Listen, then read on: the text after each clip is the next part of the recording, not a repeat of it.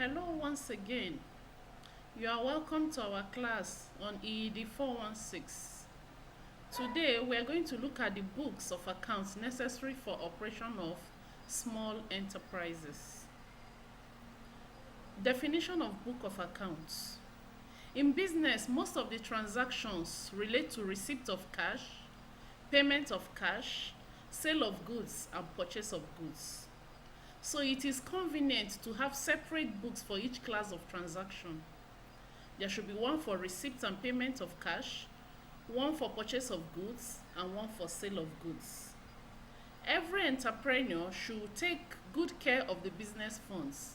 He should be very clear about some points, e.g., at what price should he sell his goods, or how much money he can spend for his personal expenses.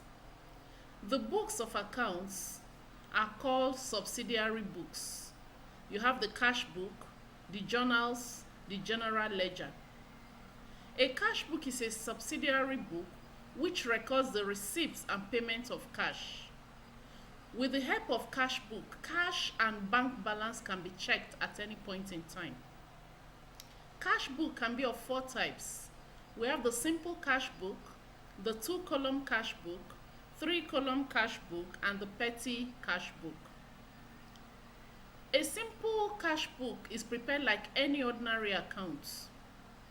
The receipts, that is money receipts, are recorded in the debit side.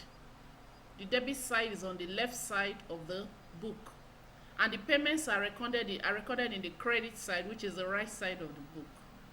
The cash book is balanced like any other account. Every market woman, no matter whether illiterate or educated, knows that she should record the monies she has received from her sales separately and her expenses separately. So that's actually the principle behind the cash book. The receipt column total will be more than the payment column total. Of course, in a business, you will not expect to have more payments than receipts. In that case, you will say the business is not doing well, or is not succeeding, is failing. So the difference between the receipts and the payments will be written on the credit side, and it will be written as balance carried down. Then we have the two-column cash book, which records discount allowed and discount received, along with the cash payments and cash receipts. Discount allowed is the concession given by the businessman to his customers or debtors. Discount received is the concession received by the businessman from the creditors. We also have a three-column cash book, which is a cash book which contains bank column along with cash and discount columns. A firm normally keeps the bulk of its funds at a bank. Money can be deposited and withdrawn at will if it is a current account. Probably payments into and out of the bank will be more numerous than strict cash transactions. There may be only a little difference between cash in hand and cash at bank. Therefore, it is very convenient if in the cash book on each side another column is added to record monies deposited at banks and payments out of the bank. Then we have the petty cashier, who is given a sum of money in the beginning of the period. During the period, he makes payments out of this money. For instance, he needs to pay labor, cleaners, and so on. He does this out of the petty cash which he has. At the end of the period, the firm reimburses him the amount paid by him, so that the balance of cash with him remains the same in the beginning of the period as well as in the end of the period. This is what is called the imprest system of petty cash book. Then we have what is called a journal, a book called a journal, which is a chronological record of the business transactions of the enterprise. It is also called the book of original entry. Transactions are recorded based in the order of occurrence. Entries in the journal are supported by evidence or documents such as sales invoice, official receipts, purchase orders, suppliers' invoices, etc. Originally, there was only one journal which was called a general journal, but In time, this journal became hard to maintain, and specific transactions were set out into specific journals. Some type of journals are as follows: the cash or check disbursement journal. This is where you record all your disbursements, all the things you pay out. There is a cash receipt journal. This is where you record all your receipts of cash. There is the sales stroke income journal. This is where you record all your income and sales. Then the general journal. This is where you record all other transactions that do not require any cash. So let's talk about the general ledger. After all business transactions for the day have been recorded in the journal, the next step in the bookkeeping cycle requires that all entries should be properly transferred to the general ledger, which is another book of accounts. The general ledger is a collection of accounts, usually bound, showing the different transactions affecting the items in the balance sheet. It is also called the book of the final entry. Some countries call it the books of secondary entry. So we'll go over to another topic, having talked about the books that are necessary in the running of an enterprise. We'll now look at financial regulations and taxes that affect small enterprise operation. The effect of financial regulation and taxes on SMEs. SMEs are necessary engines for achieving national development goals. What do we mean by SMEs? Small and medium enterprises. They are necessary engines for achieving national development goals such as economic growth, poverty alleviation, democratization, and economic participation. It also helps in employment creation, strengthening the industrial base and local production structure. However, the ability of these small and medium enterprises to realize these economic and social objectives depend on the regulatory and policy environment within which they operate. More often than not, regulatory policies often aimed at developing other sectors of the economy have unintended negative impacts on SMEs.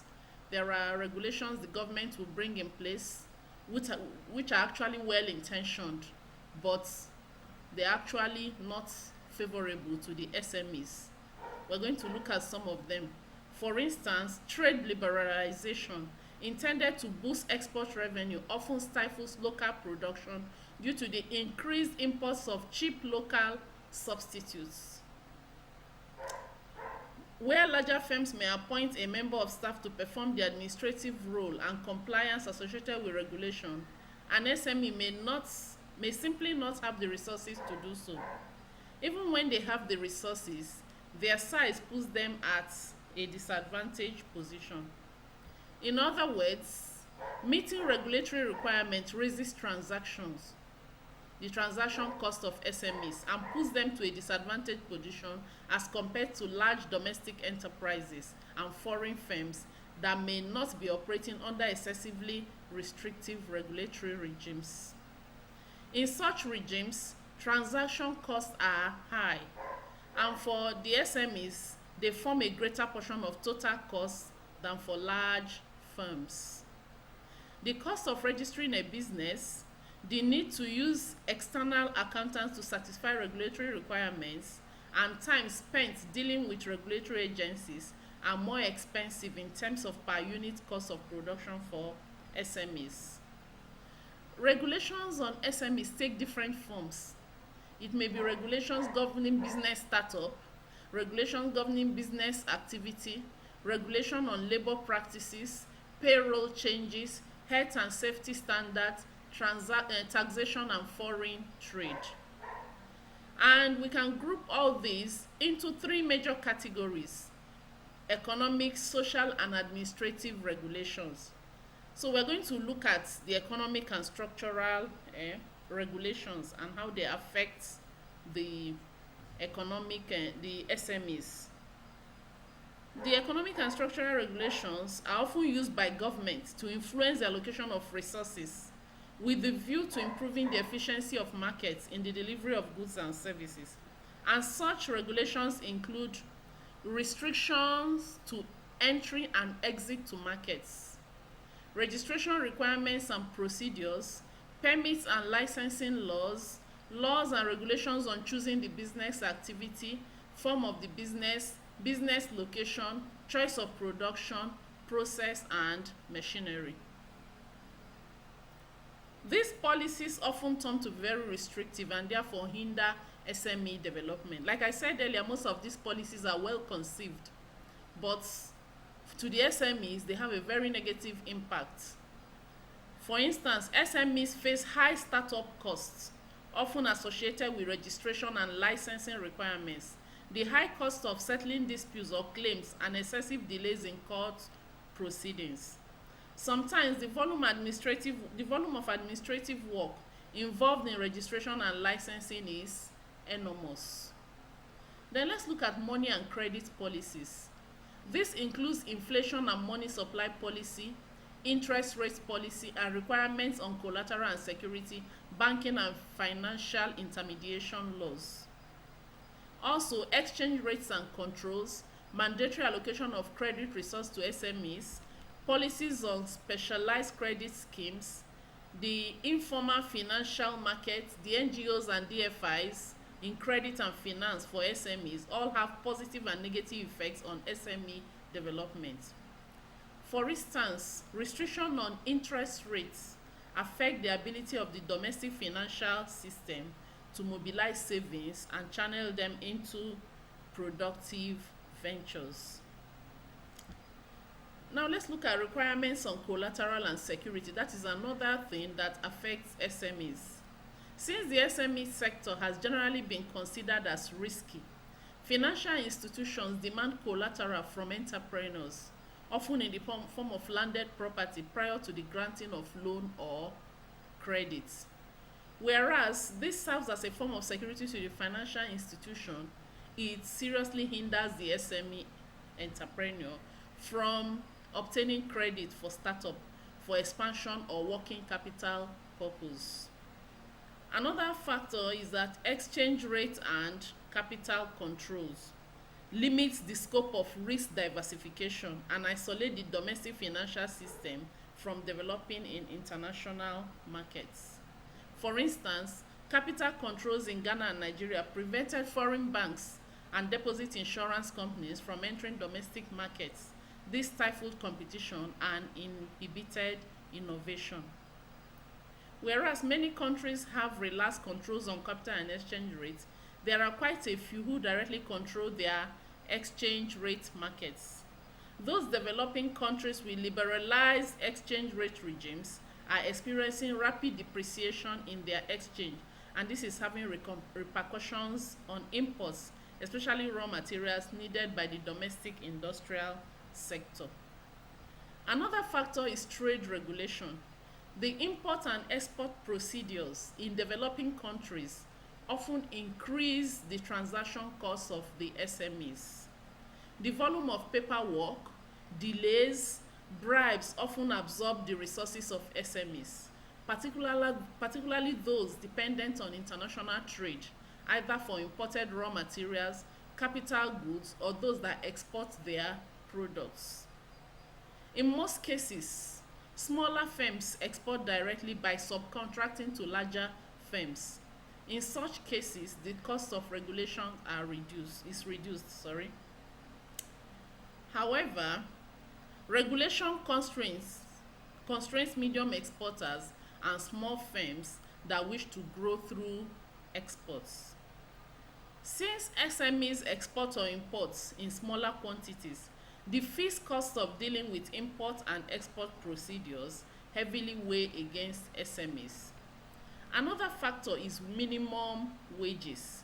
High minimum wages. Now, once government fixes a minimum wage at 18,000, for instance, most SMEs are not able to meet up with this because they need a lot of money for expansion. And if there is substantial unemployment in the country, it introduces inefficiency. Minimum wages indirectly increase transaction costs for SMEs, particularly where it encourages informality or temporary hiring.